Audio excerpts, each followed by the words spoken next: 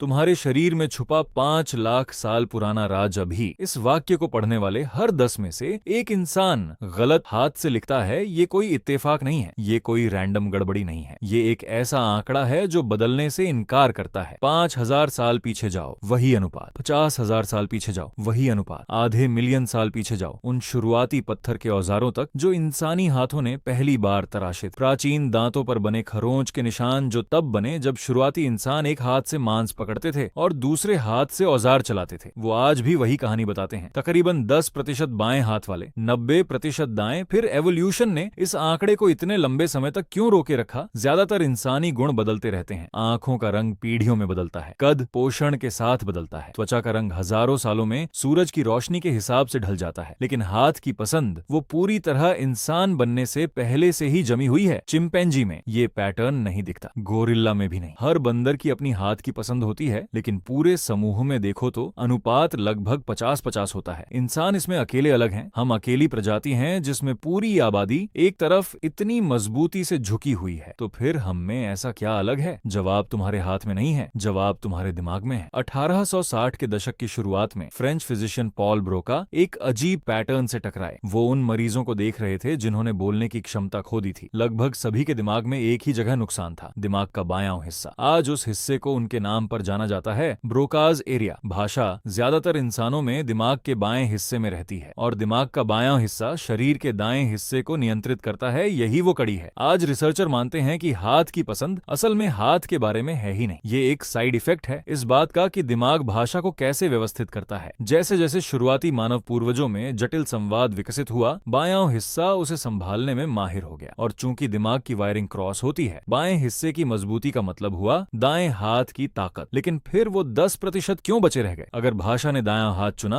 तो बाकी 10% लोग सिस्टम में कोई गड़बड़ी नहीं है, वो शायद जरूरी है। ऑक्सफोर्ड यूनिवर्सिटी के रिसर्चर क्रिस मैकमैनस ने एक थ्योरी दी। उनका मानना है कि हैंडेडनेस एक ही जीन से नहीं आती, बल्कि जीन के मेल जोल से आती है, कुछ हद तक कॉइन टॉस जैसा रैंडम असर लिए हुए। और यही रैंडमनेस पूरी आबादी को फायदा देती है। सोचो एक जंगल की लड़ाई का मैदान, अगर तुम्हारा दुश्मन जानता है कि 90% लोग दाएं हाथ से हमला करेंगे तो वो उसी हिसाब से तैयार हो जाएगा। लेकिन अगर भीड़ में कोई बाएं हाथ से वार करे अप्रत्याशित तरीके से, तो उसे फायदा मिलता है। क्या यही वजह है कि हम तक शतरंज और बॉक्सिंग में बाएं हाथ वाले खिलाड़ी अचानक ज्यादा नजर आते हैं? खेल के आंकड़े इस थ्योरी का समर्थन करते हैं। फ्रांस के रिसर्चर शार्लेट फॉरी और माइशेल रेमोंड ने 2005 में एक स्टडी, उन्होंने पाया कि जिन खेलों में सामने वाले से सीधा आमने सामने मुकाबला होता है, जैसे फेंसिंग, बॉक्सिंग, टेबल टेनिस, उनमें बाएं हाथ वाले खिलाड़ियों की मौजूदगी सामान्य आबादी से कहीं ज्यादा होती है, कभी कभी 20 से 35% तक। लेकिन जहां मुकाबला सीधा नहीं होता, जैसे गोल्फ या बॉलिंग, वहां ये फायदा गायब हो जाता है। इसका मतलब साफ है, ये फायदा हाथ की ताकत का नहीं है, ये फायदा अनप्रेडिक्टेबिलिटी का है। तो शायद ये 10% कोई गलती नहीं थी, शायद ये इवोल्यूशन का एक हिसाब किताब था, एक ऐसा संतुलन जो लाखों सालों तक कायम रहा, क्योंकि इसने पूरी प्रजाति को फायदा पहुंचाया।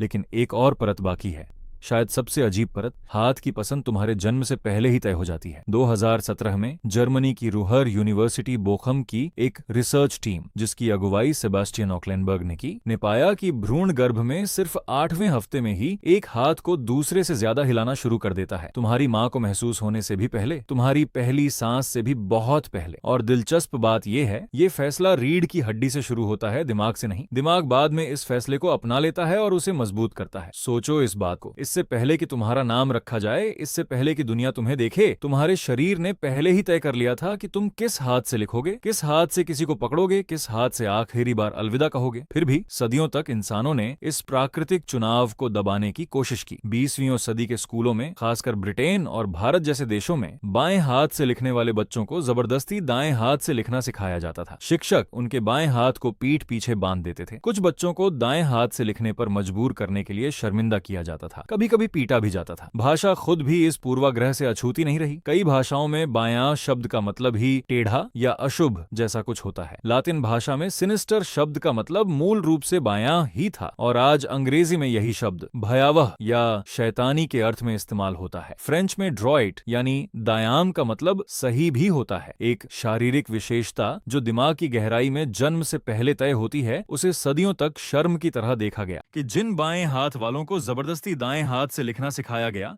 उनमें हकलाने और सीखने से जुड़ी दिक्कतों की दर ज्यादा पाई गई। शरीर के प्राकृतिक फैसले से लड़ना मुफ्त में नहीं होता। तो सवाल ये उठता है, अगर हैंडेडनेस इतनी गहराई से इतनी जल्दी तय हो जाती है तो क्या ये पूरी तरह जेनेटिक है? जवाब उतना सीधा नहीं है जितना लगता है। जुड़वा बच्चों पर हुई स्टडीज में एक हैरान करने वाली बात सामने आई। अगर दोनों जुड़वा बच्चे एक ही जीन शेयर करते हैं, फिर भी कभी-कभी एक बाएं हाथ का निकलता है और दूसरा दाएं हाथ का। ऐसा क्यों होता है? यहीं मैकमनस की थ्योरी काम आती है। उनके मुताबिक एक जीन, जिसे उन्होंने डी जीन कहा, ज्यादातर लोगों को दाएं हाथ की तरफ धकेलता है, लेकिन जिनके पास ये जीन नहीं होता, उनके लिए फैसला पूरी तरह रैंडम हो जाता है, बिल्कुल सिक्का उछालने जैसा। यही वजह है कि जुड़वा बच्चों में भी अलग-अलग नतीजे निकल सकते हैं।